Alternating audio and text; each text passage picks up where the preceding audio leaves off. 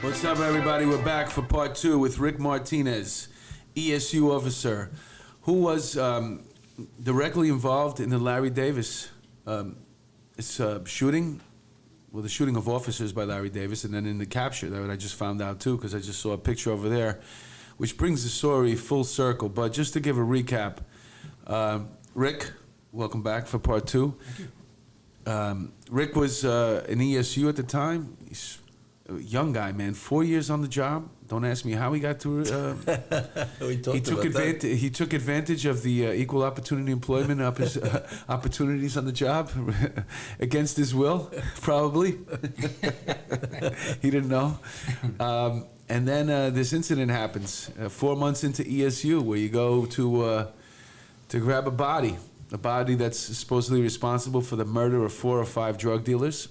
And you were telling me, Rick, that tell us what supposedly Larry did. He wanted to take over the neighborhood, right, as far as the drug dealing there? Exactly. And again, this is what pisses me off about the whole thing and all the stories that were created about that evening. This was simply the police going to arrest the defendant wanted in a quadruple homicide. Plain and simple. Nothing about race, nothing about religion, none of that other shit. It was a bad guy, and the cops were going after him. He was wanted for the quadruple that we knew of. You know, word had that he was responsible for some other homicides in the neighborhood. But he was sending the message. This is my area, this is my neighborhood, and this is how we play. He was going to be running shit. He was going to be running the show. All right, so we went to step by step that night and what happened. And it turns out that Larry Davis got away. 6 cops get shot. Thank God nobody died. 2 people weren't shot. Larry Davis and you. Right. And you tried really hard to get shot, though, man. I mean, fuck, man. You kept running back into that crime scene, man. You couldn't get it through your head. Yeah. And you chasing him outside like a mental patient. Yeah. Did you find out where he ran to? After he made his escape from the building? Yeah. No, just scurrying around. Even after the investigation, no one ever found out where he ran to that night? Oh, yeah, he ended up going with somebody's a few blocks down, and then he went to some other buddy, and then eventually made his way to some other sister's place. He was running around. Because he had a lot of people that he knew in that neighborhood. Yeah. But that was his neighborhood, and he was very popular. Yeah. He was definitely a popular guy. Yeah. In that neighborhood, everybody knew him. And everybody don't forget, knew the family. He just fought it out, shot it out with the cops, so now he's their hero. Right. Well, yeah, that's what I wanted to say. I wasn't implying that I was believed the hype that I'm reading. It's just that's another way of looking at it, which is frustrating for law enforcement when these type of stories take on a separate life of their own and create a whole fucking bullshit. Yeah. But before we get there, let's go through I think it's 17 days he's on the lam, right? Pretty much, yeah. So for 17 days, we don't know where this guy is who just shot 6 cops. And he's probably a block away from his house, right? He was running around, and there was a massive task force assembled. Every day. I mean, the slightest hint. Do you remember who was in charge of this task force? There were several. I mean, it was us. It was an ESU operation, basically. But was Anamone involved in that? Louis Anamone? No, he was Chief Johnston. Anamone was chief of department at the time. But Anamone was a captain back then. Yeah, but I know it sounds like something they'd pull him in. If he was that ranked, he would have been running it, no doubt. Yeah, Johnson was a sort of a mythical figure back then, right? He was hands-on, absolutely. So, how many? Since you're ESU at the time, and every time they want to. They think you have an idea of where Larry is. They put it together and you guys go after. How many times did you do that? Well, it took, let's say it was 17 days. It took me almost 2 weeks to get back on. They wouldn't let me come back to duty. All right, so so I had to go through this sense. Mandatory psychological thing and the medical, and every day I was calling. But you know something, that's pretty quick to come back after that kind of situation. You know, that's a PTSD situation written all over it. If you had to take my call every day for 2 weeks straight, you'd be like, all right, come in. Who were you calling? Yeah. Who were you calling? Medical, sick desk? Medical, sick desk, psych service, anybody I could get on the phone. I got to get back. And what were you telling them? That I'm okay. I'm okay to go back. We're doing that. Remember what we told you? Oh, sorry. Before? You said, no, I'll never do that. Everybody does Yeah, that. got me all worked up now. No, that I want them to know that I was okay. I want to go back to work. And I had heard, the guys were calling me, filling me in, that they're going on all these runs and all these searches. So there was a lot of searches. searches for him that they were involved in that you couldn't partake in because because you were out getting better. So I finally get cleared 2 weeks in, and I get assigned to the task force. And What task force? Oh, to task force to task find force, Larry the Davis. Larry Davis The task Larry force. Davis Yeah. task force. And it's assembled at Yankee Stadium. They let us use the stadium because we had every vehicle you could think of, including our armored personnel carriers. We refer to them as the tanks. And, it was a whole convoy of emergency trucks and personnel. And anytime a tip would come in, right out the door. So you guys are sitting there and waiting in the parking lot of Yankee Stadium, waiting to get the Waiting call for to the bell to ring. where the next idea that he might be Right, laying his head is. right. And then I guess it's 3 days after you're back, right? 3 days after I back, the call came in that he was. And you just happened to be working that tour. I did. Tell us what that was like. Was that what were we looking at? What kind of? It was a cold day. You told me, right? It was freezing. It was freezing. What are we in February right now? No, now we're late December, I want to say. Yeah, late December. December. Okay. Yeah. So we're in late December, and you're. Tell us about that day now. It was very gratifying for me to know that they finally had him pinned at a location, and that I would be. This was personal for me because he shot my friends. He did a lot of damage, and I was going through a lot of shit on my own by not having been able to take him out. That did. We mentioned survivor guilt. Did you go through any of that? Oh, Because yeah. it's got to be weird that everybody around you gets shot and you're. Yeah. But you felt guilty that you didn't take him out. That I didn't take him kill out. him, yeah. And here we are running around 2-3 weeks later, still looking for him. But here we are. So it was a massive housing complex. Holy shit! And I said to myself, "There's no way they're going to let us do a floor by floor in this building. It had to be 20 high, had to be 20 in every apartments on every floor." What the tip that you had was that he was staying in one of these buildings. His sister lived in that building, Okay. and that he and made this is his way. a tall project Yeah. building with Yeah. at least 10 apartments on every floor and probably 20 stories high. We immediately surrounded the entire building. I mean, you weren't getting out of there from anywhere. And we slowly started to make our way in. And then his sister, she was about the second or third floor, she opens the window and she starts yelling at us. He's not here. I got kids in here. You're not coming in. You ain't gonna do here what you did over there and all this shit. And we're like, well, if he's there, you gotta tell him to come out. So you guys packed up your stuff and left? Yeah. We don't want to go through this shit again. Yeah. It was an exhaustive search. And I credit Chief Johnston to this day for having the balls to say, we're not leaving here without him. Okay, good. And what was the tip? Do you know what the tip was? How did you get it? Some CI working with the squad saw him and called in right away. Oh. And they called us, and we got there in minutes. And was he in his sister's apartment? He was. He was. He was. That was sort of diversionary tactics she used, huh? And we flooded the first street and ground level of that building so much that he couldn't go anywhere but up. He couldn't make his way out. So he started hitting the stairwells, and he started going up, and he was banging on doors, hoping somebody would open up and let him in, which nobody did until he got up to I think it was the 19th or 20th floor. Some poor guy is coming out to get food for his family, and Dave's coming out of the stairwell, pushes him into the apartment, locks the door, and he takes that family hostage. Oh, man. This is some. So he was strapped. Yeah. With So with his 45? I don't remember which one it was at the time, but yeah, he did. He was. So we're doing a floor by floor, apartment by apartment, room by room. I mean, this was all night. We got there, I want to say about 6:30 p.m., and this thing didn't end till 8, 9 the next morning. Wow. When he finally came out. And you didn't finish and he was on the 19th floor, so you only made it down to the 19th floor all those hours? Well, what happened was he got hungry.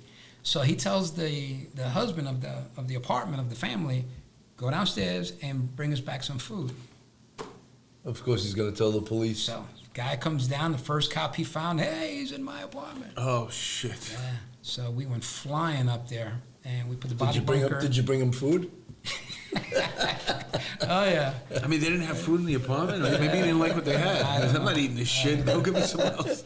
Give me some Mickey D's. He was in the mood for Chinese, I guess. I don't know. Imagine it's like an Indian family, and he's like, I don't want this. I don't want I don't curry. like this shit. I want a chopped cheese, man. Go give me a chopped cheese. Pretty soon I'm going to be eating cheese sandwiches, so I got to get something good. Yeah. So, all right, so now you got the tip on the apartment. Were you one of the people that was allowed to take that door and go? No. We all went up, and we had the bomb squad with us because when we finally made contact with the door, now he's talking about he had a grenade.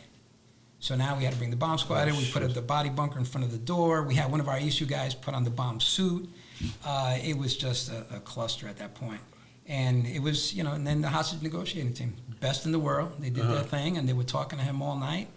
And I want to say 7, 8 a.m. the next day, he finally came out. He gave up. Yeah.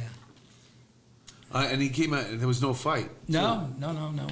He just surrendered, right? The hostage negotiators told him exactly what to do, how to do it, and he did. What was it that you think maybe made him give himself up? Where was he going to go? 19 floors up, no fire escape. Uh-huh. Yeah, and we weren't going anywhere. Did you get to put your cuffs on him or what? No, I didn't.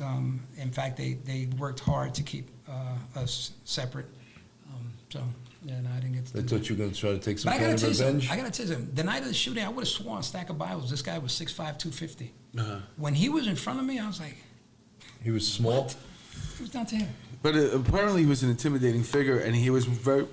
They talk about him extensively, if you read the articles and stuff, about how he was feared in the neighborhood and how he was a fighter. Yeah. And you could actually go online and see video of him fighting correction officers in Rikers, where he got tuned up. But it took a lot of them, man. This guy put up one hell of a fight. Yeah. So this story gets even worse now, because now you have him in custody, and he's going to go to trial for this. Right. But before he goes to trial for this, he gets acquitted on the 4 murders that you originally went after him for, right? Is that what happened? No, he was acquitted of shooting us. First, before the 4 murders. Yeah. All right. But so William Kunstler was his lawyer, right? That's your buddy? Yeah. You guys talk, I'm Do sure, right? you go to the cemetery where he's buried and piss on his grave once a month or what? William Kunstler was his lawyer, and William Kunstler wanted... now this is where all the bullshit starts with the... How did what? How did he beat? The case? We're going to talk about it. Well, because the jury that William Kunstler wanted to select, he said, we have to pick an all-black jury. So he's... I forget the words he used exactly, but basically that's what he wanted. And he wound up getting... And then the district attorney wanted more white people on there that was battling back and forth. And finally they wound up with a jury. You mentioned it before. How many was it? Was it... How many? What was the racial makeup of the jury? 11, maybe all 12. And I think it was nine black and 2 Spanish. That's what I think it was. And then they go through the trial, and there's a lot of different things that start coming up through the trial. The things about Larry Davis's drug dealing or possibly involvement in that, and stuff like that, and how the cops could. His argument was, Kunstler, that he acted in self-defense, Larry Davis, that these cops didn't come to arrest him, they came to assassinate him, and they came with 27 cops, and that was his argument, and it won the jury over. You know, something you would think with a fair-minded people, intelligent people, that's an outrageous defense. Outrageous. Yeah, the police came here to assassinate this drug dealer who's wanted for killing 4 people. And they bought that shit. Well, that's a great point, but you have to remember what the climate of the city was at the time. Right. Of course they're going to buy that shit. And in fact, when I walked into the courtroom, when it was my turn to testify, I walked into the courtroom, I looked at the jury, and I went, Forget it. We're done. Forget it. They weren't even They gonna were listen to what rolling you their said. eyes at me. Right, And I hadn't right. even said a word yet. Right. And It's the Bronx, too, by the way. their body language was like, we don't even want to hear what this guy's got to say. We hate the police. Yeah. The Bronx, out of all the boroughs in New York City, is probably the toughest one to get an indictment and get a conviction. Yeah. And also in civil cases, Bronx juries award the most money against the government. I was in the courtroom when the judge charged the jury, And I could not believe that he said to them, if you feel that he was within his right to defend himself, Oh my God. then you can consider that. That was the argument that was being placed before them, because the argument by Kunstler was, why 27 cops for one guy? Oh, because he's dangerous. So they were that was, and they won the winning. So what happens after that? But he doesn't get let free because he's got so many other cases. But he's also got illegal firearms that he used. Well, that's the one he got convicted on. He was convicted Right, of on that. possessing the firearm, but not shooting us with Well, it. it's kind of ironic, man, and maybe it was a payback because Bernie Getz, I think it was obviously before that, right? Before Bernie that, Getz. yeah. Bernie Getz, for those who don't remember Bernie Getz, he was a passenger on the subway, and he was approached by 4 or 5 black males, African American males, who asked him for some money. He felt threatened. He felt like he was being robbed, and then he shot them. He took out a gun and he shot them. And the famous words, "You look okay. Here's one. Here's another one for you." And that kid wound up getting paralyzed. But Bernie Getz wound up getting acquitted, and the only charge that he was charged with was unlawful carry of a firearm. Right. So payback's a bitch, I guess, right? if that's what No, one, but just the one fact borough that to another. also a defense attorney can raise a defense like that most fair-minded people would think is outrageous, but yet a Bronx jury bought it hook, line, and sinker. Yeah. You know. Yeah. So now, what are you going through emotionally after that? Did you go to the trial? I did. How much trial did you go to? Did you go sit there and witness? Actually, Every day we were allowed to go. There were a couple of days where they told us we couldn't go. oh, And why is that? I don't know. So yeah, one reason I believe was the perception what our presence there would do. There was one time we were sitting in the front row and we were asked to leave, and we were like, "We're not moving. You're going to carry us out of here." But of course, when that verdict came down, there was rage. I mean, how could you not? The injustice of very simple, good guys versus bad guys. That's all it was. Right. And apparently they bought everything else. But when you get a verdict like that, don't you? As a cop, you feel like this neighborhood's going to get what they deserve. Demoralizing too, Yeah. right? You got to be demoralized. Yeah. Very. I mean, you were there. You were right there in the thick of it. You were just an ESU cop responding, doing what you were supposed to do, which was help get out a barricaded prisoner. And you watch your partner get shot, and all the cops around you get shot. So you must have been like, "What the hell? Where's the good in any of this?" Right? Exactly right. It took quite some time to get past that. But my consolation came in that we knew he was going to go away. Thank God for Long Island. I think Long Island convicted him for some kind of unlawful imprisonment or something, and then he ended up doing the real time. Mm-hmm. But the fact that he was off the street, and he was off the street in jail, and I was back in the truck doing what I do. Did they finally convict him of the 4 murders that he was wanted for? No, I think he got acquitted from that. I don't. He got acquitted from that. If I remember correctly, the timeline goes, he was acquitted for that first. So that's why when the trial came up, and what they were going after him for, he was already acquitted for not doing.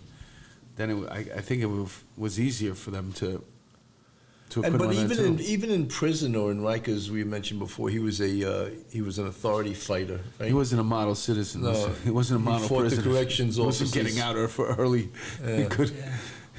good behavior. Yeah. I think at some point he even got supposedly paralyzed.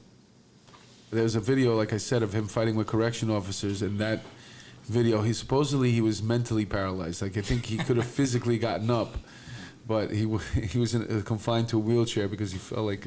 Well, they had a rule after that in corrections. Every time they had any interaction with him, they had to videotape him. They followed him everywhere. Yeah, followed him everywhere with a video camera because he made allegations about everything. Right. Yeah, this guy was not. He wasn't a dope. Let's put it that way. No. He played the system well. Yeah, he had a lot of special interest with the motorcycles and the DJing, and then he knew how to he ran a tight ship with his business. If you think about going against him, he was going to eliminate his competition, literally. And then he fought his way out of the police. I mean, so before we touched on one thing, and you got a little upset, you got heated about it, but this image that he has of being this folk hero. Yeah. But the thing is, if you have that mentality, like if Scarface is your favorite movie, because you really believe Tony Montana was doing the right thing. Like if I go into your house and there's a picture of, Tony Montana, on the wall. You probably have some issues. Yeah, sitting in the bathtub with the cigar. The world isn't mine. Well, it's the same way that John Gotti was considered to be a hero in Howard Beach. He was this cult figure. Yeah, I mean, if that's your hero, those are your heroes. You get some problems. Then you're gonna believe all the hype. Yeah. But so now what happens? Now the dust settles. He's in prison. Tell us about what the career and the life brought afterwards. Because at this point right now, you still only have 4.5, 5 years on. Yeah, well, went back to work. Like I said, Mary came back. She was promoted. Some of the other guys going through it. John worked through his very serious injuries. Wow. Came back to work. And we just tried to pick up our lives and go from there. And John was an ESU guy too? He was. And the other 4 officers that got shot, one you said was a detective? They were all detectives, yeah. And it took 4 years. I had heard some whispers that there was some kind of departmental recognition, some kind of write-up somewhere, but I had given up hope of us getting anything given the politics and the outcome and all of that. But 4 years later, we all got called from 1PP that we were put in for the Combat Cross. Oof, and, nice. Yeah. Did you get it? We got it. We got it 4 years Congratulations. later. Thank you. That's Well deserved. And that is such an amazing medal to get. Right? it's funny. When I was a precinct cop, if I saw and they were rare, but if I saw a precinct guy with that solid green bar, you were like, it was like you were like an awe. Yeah, you go up, shake his hand, you go, wow, that's so cool. You got the Combat Cross. So to be able to wear it. Mark, if he wanted, would wear it to bars and stuff to get free drinks. Drinks, right? Yeah. Yeah. So to be able to wear it and now have that kind of reaction. So when you wear it on your rack, you're just wearing the straight. You're not wearing the little piece on the bottom. If there's a parade, they have to actually wear the medal on the ribbon. That you have to, right? And if you're in dress uniform, you'd wear the actual medal on all the time, your uniform. But if you were going to a parade or something, you're required to have the actual medal. I didn't. Well, it says in the patrol guide you're supposed to. Yeah. Or if you're going for a run. At the gym where there's a lot of hot girls. Going to a precinct party, You might want to wear that. You want to wear that Combat Cross around your neck. Plus, it sounds cool. Oh my God, Yeah, that's great. That's a And what does it actually say on the? There's probably a proclamation with it too. What is the language for the Combat Cross? Do you remember it? Yeah. I figured you'd have it memorized in Spanish and English. Not word for word, but it's pretty cool. It talks about an incredible feat of courage and bravery while engaged in with an armed adversary. And Yeah, you definitely were. You're a brave dude, man. You're a brave. Did you have one of those ESU racks like up about this high? No. So you stayed in the. How many years did you wind up doing total on the job?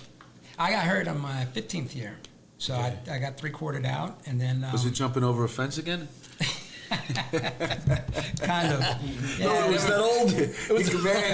He could shoot a bee from 200 yards away right between the eyes. But man, you put a 2-foot fence in front of him, man. It was that old fence injury that he retroactively. Yeah. But no, then I got 3/4 out, and I got to tell you though. So you got 3/4 after 15 years. I went down to 1PP and I had to turn all my shit in, and it was before all this ceremonial stuff they're doing now, which is great. Thank God, finally recognizing the guys. But the guy standing there behind the desk, and you got to hand me a shield. Now this shield, to me, I cried when I got it, and now I got to give it back to this guy. So I put it in his hand, and we start playing tug of war with it. Was it still you were still a cop, or you got a detective? No, that was so cop, so white shield. And that's another thing. Before the guys were getting the gold shields, so I had to hand it to this guy, and we're playing tug of war. I couldn't let it go, and the guy's like, "All right, you gotta let go." So you take it, bing, throws it in a box. That was when they used to do that. Now they put it on a pillow. Oh yeah. Yeah, that I could understand why you'd be upset about that. Yeah. So, how bad was that injury? Did you really need to take the 3/4, or was it like Yeah, it's I got metal all over inside of me. So yeah. So any other incidents like that, the Larry Davis thing, or that happened in shootings at you and stuff like that, the next 10 years? 11 years to follow? That followed? No. You know, my nickname actually was the Black Cloud. Yeah. There's always Because one of those, I was man. a real shit magnet, man. For some reason, when I worked, 2 plane crashes at LaGuardia, the 14th Street train wreck. You know, it's just no shootings, thankfully, but many barricaded jobs, a few hostage jobs. Yeah, it kept busy. So you didn't feel you didn't want to get off the job at 15 years? No. My goal was to be one of the first 40-year guys on. No kidding. And you said you got metal in you everywhere. Was that for something? What was that really? Knee, I had my neck fused twice. I got my spine in the back fused twice. And, you know. Yeah, man. That's stuff. Yeah. Well, I mean, I couldn't tell by the way you came in here, man. Miracles of modern science. You look man. good. It took good care of me. Yeah. So, what did you end up doing after you retired? I stayed Pole home. vault. No. I practiced jumping fences. He teaches you course A on little pole after the vaulting. fact, but yeah. No. I was happy to stay home and enjoy my children while they were little. And Because you're a young guy right now. Because you're like 35 years old at that point, right? Oh man, that's young. That's really young, man. You could have. That must have bothered you, man. You probably could freaking do another. You would have done another 10, 15 years. It was tough. Not gonna lie, it was tough. Yeah. Especially I could tell by But I have my kids. They are the light and the loves of my life, and to be able to spend every day with them and watch them grow and pick them up from school every day, that made up for all the shit I was going through for the job. Yeah. Wow, that's a remarkable story, man. Do you work now? I do. What I'm do in you corporate do now? security now. Okay. Yeah. I mean, what else do cops do when they retire? exactly. So you do. Do you care? What does your job now entail? I'm a security administrator was Aetna, who was bought out by CVS. So now I work for CVS, and what I do is I'm responsible for all of the corporate offices. Do you follow the people up and down the aisles? Have nothing to do with the pharmacies or the stores. No, That's you, huh? we got a great team to I think handle that's that. racial profiling, by the way. We got a great team to handle that. I handle the corporate offices on the East Coast, and just make You sure definitely have an everything's- opinion on stuff. So let me ask you. You got this guy. How come we don't learn from our mistakes? I mean, do you feel like there's going to be like another Larry Davis? Because all these people are getting out of jail right now with the bail reform. It's only a matter of time. It's only a matter of time. I'm surprised it hasn't happened already, to be honest. Yeah. Look what happened at the 401 a couple of weeks ago. Yeah. I mean, Yeah. they're going into the station now, it's not I'm shooting you. So I always think that the New York City Police Department is way too lax in letting people in the station house. It's like community policing has like made it like, oh yes, we're the friendly police, but there's people out there to hurt the police, It is an interesting situation that you can just walk in and you go, there's like, usually said there's like a booth and somebody's sitting there, like a civilian or some unarmed guy because Right. he's on minimum. The unarmed guy is And the what? desk sergeant is sitting like right there behind him. There's somebody else on the TS right here. There's people walking on, so you could just. Right. well, back in the I don't want to day, give anybody ideas. back in the day, we were in the old 4-4 during the crack war days. Right. And the old 4-4 was way back over by the Deegan. Yeah, the Deegan. Yeah, you weren't, unless you were going specifically there, you weren't back there. And we knew it, and we kept our eyes open. Now, the new 4-4 is right Right in the smack in the middle community, yeah. of the community. So, yeah, they got their hands full.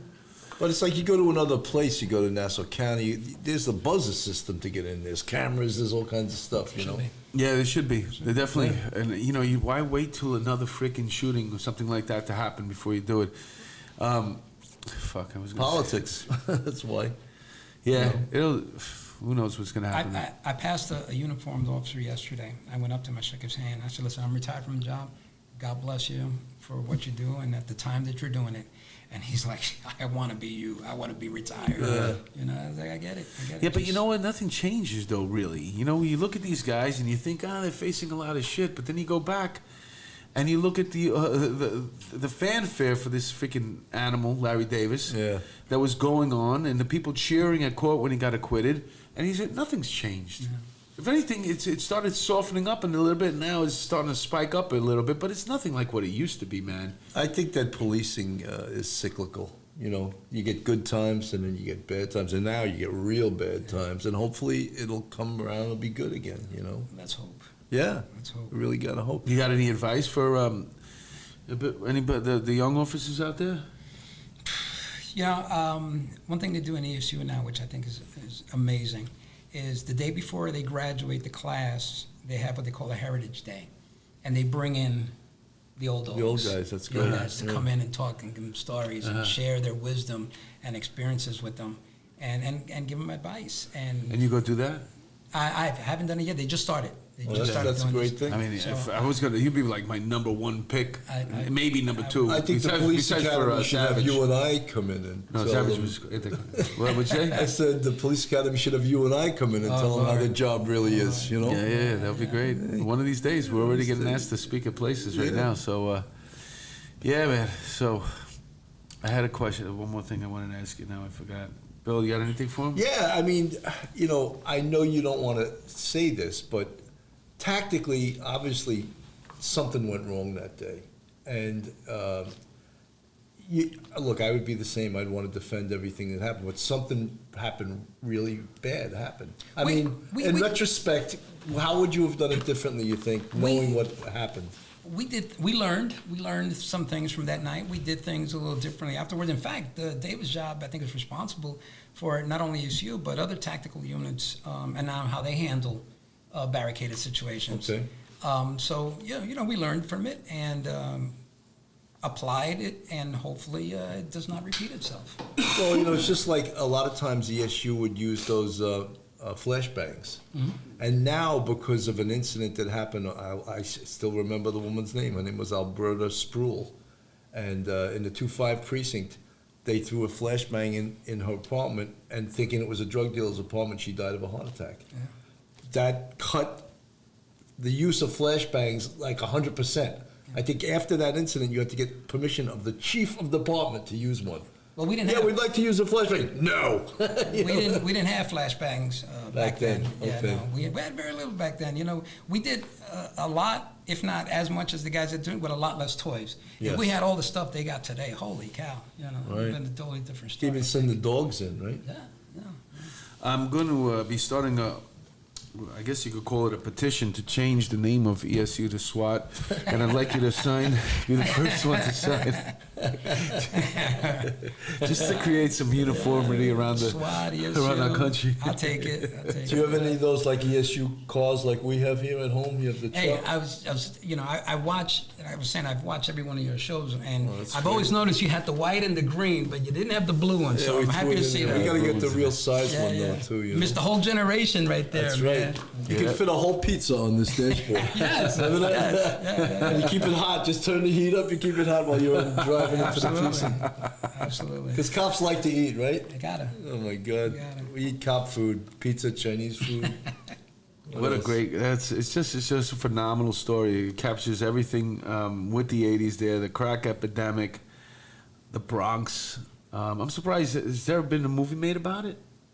I think Rashad said something about that. No, I'm talking about there's a ton of About Larry Davis. these indie movies made upon it, and they all take the same. They're all by these independent. So they take the bad guys' filmmakers. point of view, not the good guys. Yeah, they definitely make him out to be like a superstar or some shit. It's disgusting, really. Well, you talk about even the defense of this. William Kunstler, who is a infamous left-wing attorney, and his partner was Lynn Stewart, who was even worse. She represented the blind sheik, and she was given information to a terrorist, and she actually got convicted, but then she got cancer and the judge gave her like a slap on the wrist. Yeah. Everyone was hoping that she would die in prison. Yeah. She did eventually die, but not in prison. Yeah. Yeah. Yeah, it's well. This is not the show that you want to listen to if you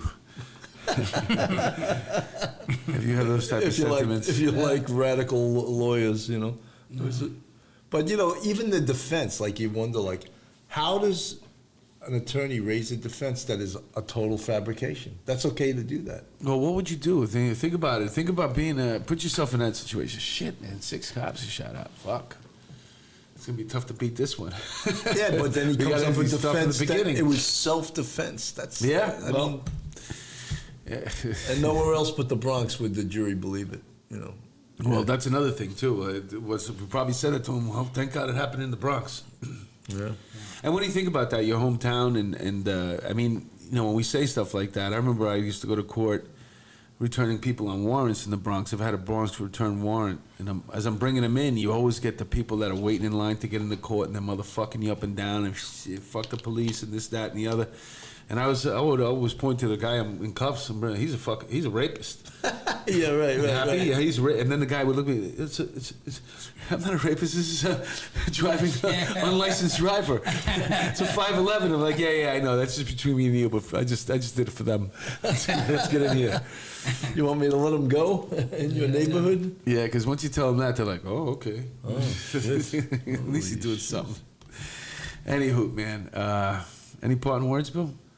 What do you got to say? We're already at an hour? We're not at an hour. We're not an hour? All right.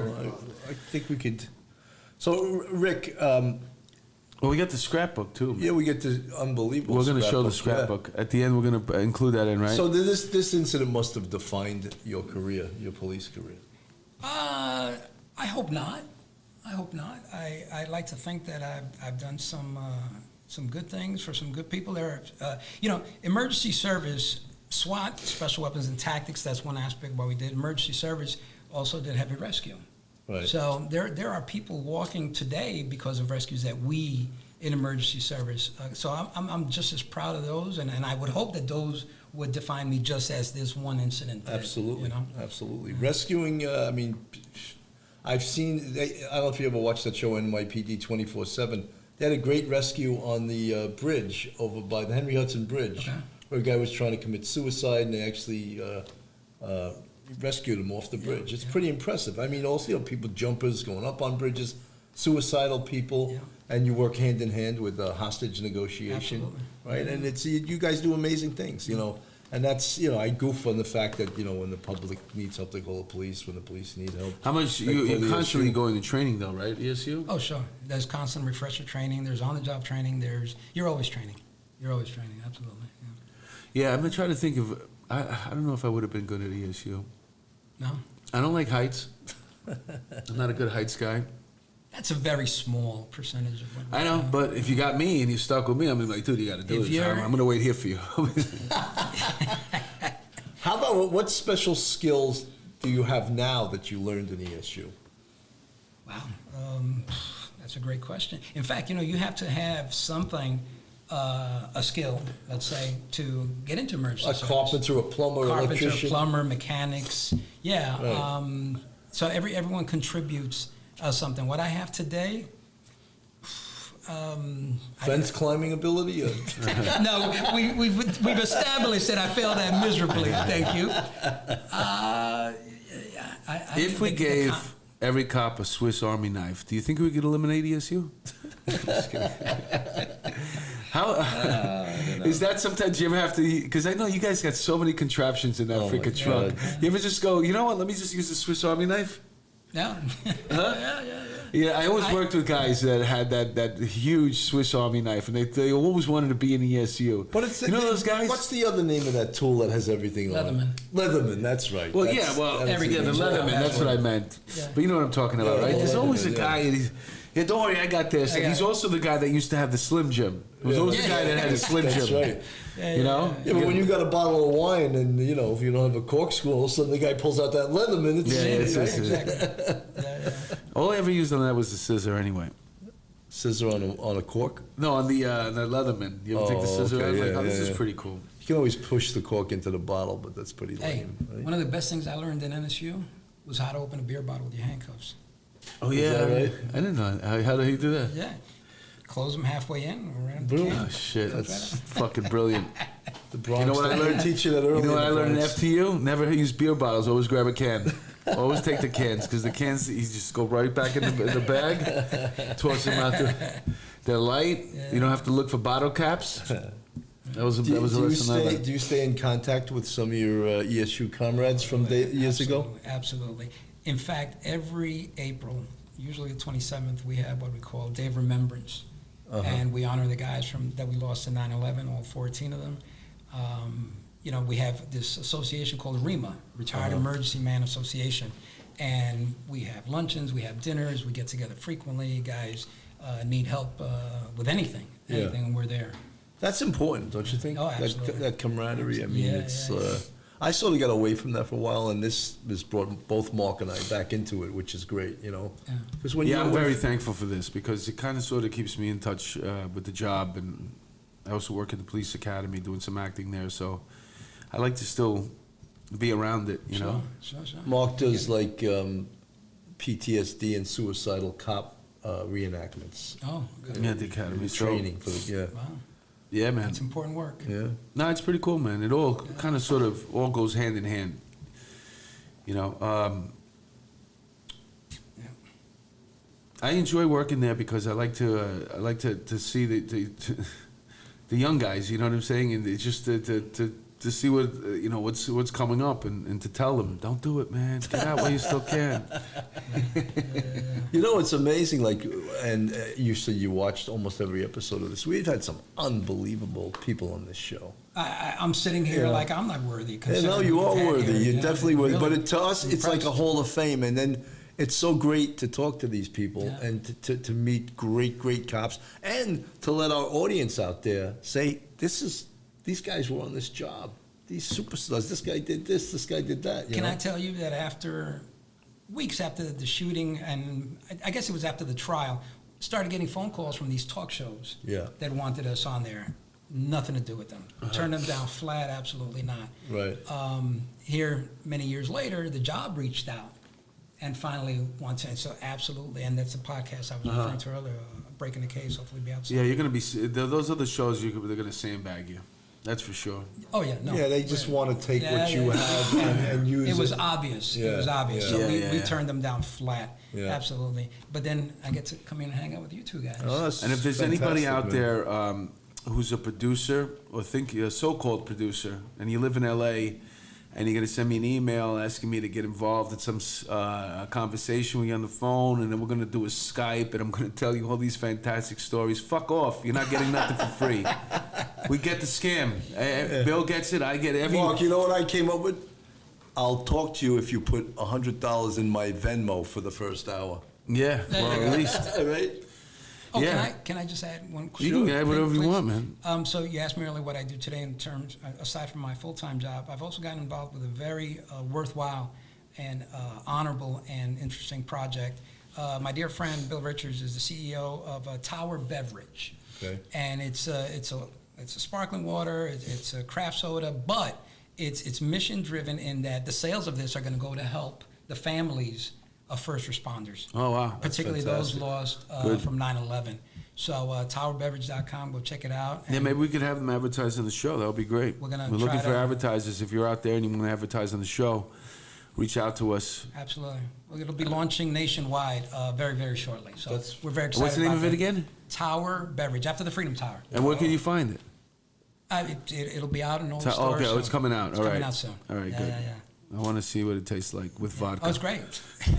I've already tried it, so it's good. Yeah, it's good? Good. Yeah. All right, then you got me sold. Yeah. I'm just trying to think of. There's so many other things to this story, man. Like, I can't even believe that you were so young. I mean, it was a fortunate. Thank God nothing happened to you, really, because, you know, you would have been like the story that.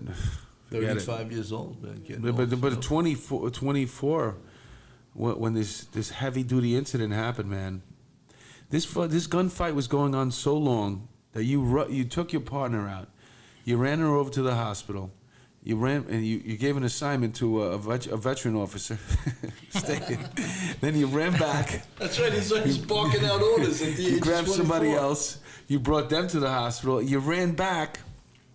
You failed scaling a fence, and all this time there's shooting going on. Can you imagine? Did they ever figure out how many rounds were actually fired? I'm sure they did. I don't know that number. I mean, well, you have at least 6 officers that were firing, or something like that. There was a lot of firing going on, and probably going on for a while. And for him to still be in that same neighborhood, not that far away, and not be able to get him out for 17 days, man. Yeah, I was told that it's the worst gun battle in the NYPD, and I think something like 5th in the country. Very close proximity too, man. Like, how far away from you were Where are you from? When you say that he was right there, or you made eye contact with him, how far away was he? 10, pretty 12 much feet, 15 feet? 15 Where feet. Rashad is? Yeah, pretty much 15 feet. Yeah. I bet you he could still hit him right between your eyes. Let's see. Rashad, can you put that vest over your shit? Oh man, this is great. Now, do you? I asked you before if you stay in contact with your ESU buddies, but how about specifically the people that were involved in this incident? Yeah. Did you talk to Mary Buckley? Yeah, and Mary and I just recently did the podcast for the NYPD, Cool. Breaking the Case. And how did she recover from this? Did she still get PTSD from this? She must, right? Yeah, I won't speak for Mary. I know. Look, she's we done- all have PTSD. Yeah, we all do. So, we all. You know, Let's- let's just put that out on the table. She recovered wonderfully. You must have fence PTSD. You know? Every time he sees Fucking a fence. fence. Oh, Every time you man. see a Had to fence, mention the your fucking fence. starts shaking. Fucking gay. No, she recovered beautifully. She's got a beautiful daughter, granddaughter, happily married. God bless her. She's Good for doing her, great. man. Yeah. So that's and But again, that'll bond you for life. That well, incident. we're connected yeah. in a way that no one, I guess. Yeah, it's unbelievable. And the other guys have all gone on to do amazing things with themselves. So yeah, we you, came out on top. what you find out too is that cops are pretty talented people. We are. No, they can do other things, man. You know, they get off the job. Well, he's a great stand-up comic. You know? I've seen. He's a routine, funny man. guy. You too, by the way. I'm not as good as him, but you know, I taught college. You know, He was a professor? Yeah, I was a professor. Wow. So, I mean, we all have other talents, you know, but we're bonded by that, you know, the experience on the NYPD, which is, you know, the greatest police department in the world, even though it's under attack right now. It still is. Do you know how many chapter ones I've written to write my story, to actually like put it out there in book form? And I had the pleasure of meeting Ed Conlon, who's he's author. the writer. Yeah, sure. Yeah. He wrote Blue Blood. Blue is it? Blood, Yeah. He was a does the detective, right? podcast for the PD, He right? does. Yeah. He's I think some kind of deputy. Yeah, I think he writes the VP. speeches and stuff. Great guy. Yeah, Great guy. You know, inspired me. So I'm going to try to get back out there, or see if I can get somebody to help me. write Writing the is book. so tough, man. But I think it's really hard. I think it's a story that's worth telling. Absolutely, it's absolutely worth telling. You know, and look, you're a talented guy too. You know, I mean, you've had a second career after this, right? I think it's a good story. I mean, it's just Puerto Rican from the Bronx, a kid who's always been fascinated by the police, and especially ESU. And for you, to me, the opening scene starts off with the blast to Mary that's right here. That's the opening scene of it right away. Bam! Like this, and then you bring her back, and then as you're running, you know, there's the flashback to you. We go back to when you were a kid. And then you said you were playing ball right there on those steps. I played stickball. Right on the very there. steps where that shooting And happened. you're playing stickball on those very steps, and then the ball goes over the fence, and you run to get over the fence, and you fuck up, and you get hurt, and then you can flash forward to Larry Davis running on the block, and you got him within your sight. Can we And then edit you see out the whole fence shit You see the already, fence, please? and your heart starts beating, and you know you can't make it over the fence. I think the first scene should be he's walking by and that white captain goes, "Mira," and that's how he got into ESU. But you know, it's funny you say that because growing up, you know, like I said, you always got that asshole friend that puts your business out there. And once the word got out that I want to be a cop, you know, guys kind of like blacklisted me. They knew better than to tell me to my face, but they kept their distance. But all I heard growing up was, "You ain't nothing but a Puerto Rican from the projects. You ain't gonna be nothing. You gonna be a cop. You ain't gonna do." And look. Let me tell you something. I volunteer now, by the way. I also volunteer as a mentor at my own high school. And we get the young freshmen in, and I give them the story of how I come from the same neighborhood as you, the same background, basically. All right, albeit a different time, but it's the same story. And you No, it's a beautiful story, man. It's a beautiful story. That's a great. Yeah. You know, we had Chief Anamona on here. You know, not a lot of people know that I got a lot he of grew respect up for that in man. he grew up in the Marble houses in Yeah, Brooklyn. yeah. No one knew he came from a project. Yeah, got You a know, lot of respect. for Became the chief of Anamona. department. Came on the job with a high school degree. You know, it is pretty amazing. It is an amazing story, man. You should keep that up. Keep talking to. You'd be surprised how many people you can inspire. You know, because there's a lot of kids who probably they don't really know which way to go. Yeah. Do you know what I'm saying? And they really want to do this, but all their friends are pushing them towards this, and they don't want to seem like soft or a punk or this and that. And next thing you know, they're getting involved in it. Yeah. Uh-huh. I want to. as a mentor, we all give a brief presentation, and mine is entitled Making Choices. And I lay out some of the choices that I had to make along the way to get to where I am today. But I preface it by telling them the choices that you make will dictate the life that you lead. Because too often we're blaming our parents, our teachers, peer pressure, this, that, the other thing, and coming up with these bullshit excuses, when in the end, it's your decision. I made the decision to not purse snatch and break cars. Right, I wanted to be a cop, so I stayed clean. But, the decision kind of come from you. And that's what I try and instill in these kids today. Yeah, you should definitely get that out there, man. And I'm very proud to say we have a 100% success rate of going from high school to college with all our kids. That's Oh, really? What fantastic, program is this? It's called STAMP, Succeeding Together Alumni Mentorship Program. What? That spelled stamp?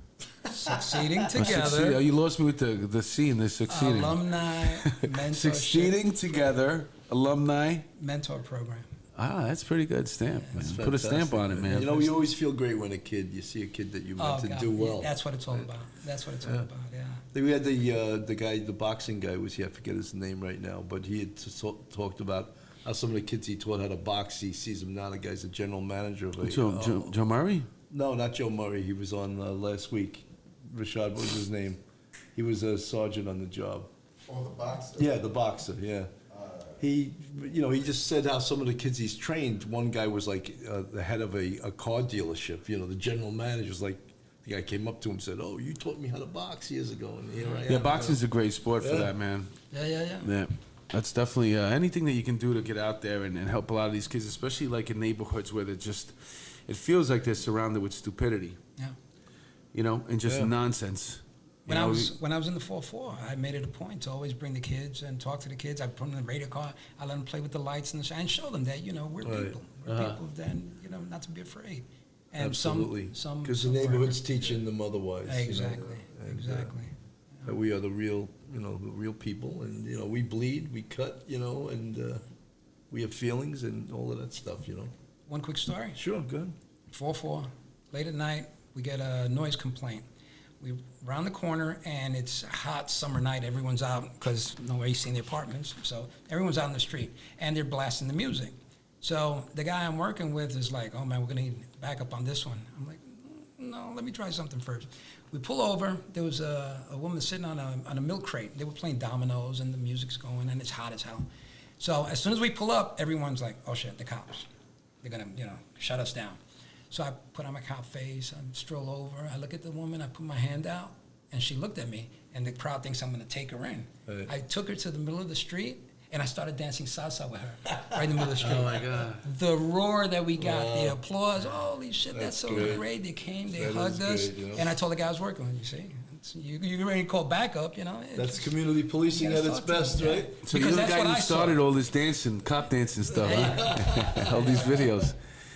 It's an interesting thing about that. It's should we be trying to do that more often, communicating with because there's a lot of good people that they're good people. They don't want to be with the bad people, but they have they're scared of the police. They have a reluctance to be friendly with the police just because they've seen what happened to somebody else's son or what they heard in the street happen to somebody else's daughter. You know what I'm saying? Like that. So I don't know, man. It sounded like a beautiful story, and it sounded like it worked. And I was always out there trying to be a nice person as well. You don't have to be so heavy-handed out there. These are communities. These are people that are, they're hardworking people. Right. Most of them aren't criminals. Well, 99% of them aren't. It's that one element that they all have to, feel like they're part of or something, like having an allegiance with, because it's us against them. Yeah. I think most of the way that the police are trained is teaching them that the community's not your enemy, that type of thing. But there is a part of the community that is your enemy. And you have to be leery of that too. So it's a tough job. Well, it's good that he worked in the Bronx and he came back to work in the Bronx. So like most people, if they work grew up in a neighborhood like that and they become a cop, they really do want to make a difference. Yeah. And then there's some people that are like, I live there. I don't want to go back. Put me in the 111. Well, it's funny. Not funny, but the current chief of patrol, Pachardo, grew up in the 3-3 or 3-4. That was mentioned by the owner of Coogan's, Dave Hunt. Yeah, that should be. He grew up in the neighborhood. Cool. Now he's the chief of patrol. Look at that. What a success story, That's right? great. Is there anything that you could tell the young officers on the job as far as ESU? Like, how do you prepare for it? How do you get into the unit? How do you train for it? Besides defenses. He's going to be sorry he ever came Never on gonna the let show. this one down. I tell you. It's a discipline. It is absolutely a discipline, and unless you're ready to commit 110%, don't go in there just because you get to wear that baseball cap, because you got to earn the right to wear that truck on your arm, because the responsibility that's going to go with it is life changing. It's life and death. You mentioned the adage about when civilian needs help, they call the police, but when the police need help, they call emergency service. There's no one else. We're it. Right. Yeah. No one else the is line coming. Yeah. it ends here, and you got to be able to figure it out. So if that is in your career path, start disciplining yourself to train, to accept. You guys incredible respond to responsibility. everything. Car crashes you respond to? Getting Everything. people out of the car with the jaws of life? Yeah.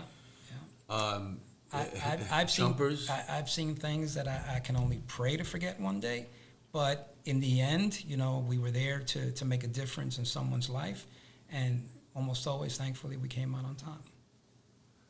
Yeah. Do you have I don't know if I should say a mentor or a role model that taught you in ESU? Yes. Who's that? Manny Hernandez.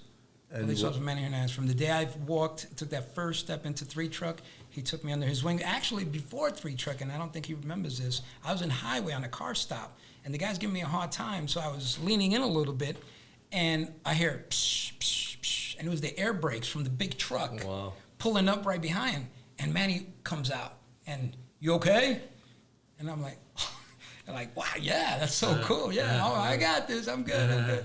But Manny is my mentor. He's my brother. He's my hero. Is Manny retired also? He is. He is happily retired, living down in Florida. And I think many emergency guys will say the same thing about him. So, yeah. That's what I think us old dogs, old retired guys, I think that's what we bring to the new guys, our experience. And then, let them do with it what they will. You said something that hit a little bone in me, is that here's a cop that saw that you might have been having a problem, and he pulled right over. Oh, yeah. And cops should always do that. Absolutely. Always. You see someone, maybe even they're on a car stop, and maybe they're not having a problem, just pull over there if you're not doing anything. You know what I I mean? do that today. Yeah. I live upstate with the troopers, our solo. Yeah. And if I see one of them in a car stop, I will slow down almost to a stop and make sure they're okay. But you're absolutely It's a right. brotherhood, and someone having a problem, you pull over, and now they don't have a problem. Yeah. Yeah. It's a great thing. It's definitely intimidating. But tactically, you have to be sound, man. That's the one thing we learned. You could have 27 and one elusive freaking guy, and he'd freaking get away from you and cause terror for 17 days in New York City, man. And the fact that you were there at the end to watch him cuffed and being taken out of that apartment again, you came back after 14 days. Of begging. Begging, bothering him. Put this freaking kid back, man.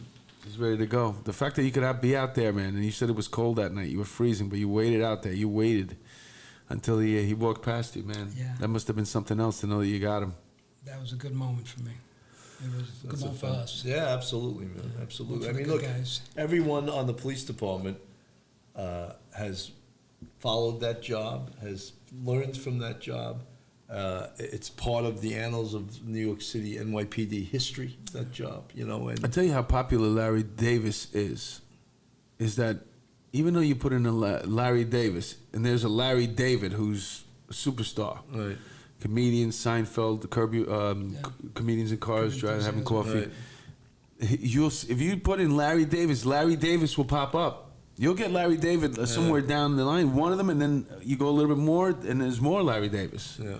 So that case really rocked New York City, man. And to have somebody that was really like in that apartment, man, it blows my mind, man. Especially at that young age, man. So you're a hero, brother. Absolutely. We're sitting. They should bring him into the police academy just to tell this story to the recruits, Yeah, Yeah, why not? The police academy seems so afraid of bringing someone in from the outside that might tell these recruits the truth. You know what I Now, mean? when do you tell them, though? When do you tell them right before they get out in the street so they can run away? No, and just have tell some- them what happened, you know, and that's, you know. I think the police academy Invest wants in- them to live in an unlittle bubble, an unreal Well, they have to bubble learn for police 6 work months. too, and Yeah. you don't know what he's going to say. You know what I mean? Obviously, Yeah. you don't know what somebody's going to say. That could, no, we don't want you to say that. Right, that's we're not true. doing that anymore. Right. So I would welcome that opportunity. Honestly, I was surprised, pleasantly surprised when I got the call to come speak with you guys. But you're right. It's a different world. It's a different. I don't know if they're ready to hear, that kind of truth. Right. It was a different time. It hasn't happened since. Hopefully, it never happens again. Right. But I don't know. Honestly. Well, look, it's always a possibility. You ever watch that shooting that happened in Florida with those guys with the heavy weaponry Oh, and the yeah, vest of the sure. bank robber? Yeah, I mean, yeah. that was like a nightmare, that Yeah, yeah. shooting. you with the know? one in the street, the one that they filmed the Heat after. Yep. Yes. The movie Heat. Yeah, I've seen that live. I've seen that live. That was- the real footage of that. I saw it. it's in trailers. crazy. We had access to that tape. That was incredible tape. But listen here, all good things must come to an end. And like I said, you're a hero. It was an honor to have you in here, Rick. That was mine. And we'll take a couple pictures of the scrapbook so we can add them to the podcast. But you're a gentleman, man. Thank you, sir. All the best Thank to you. you. Pleasure. Great to meet you, man.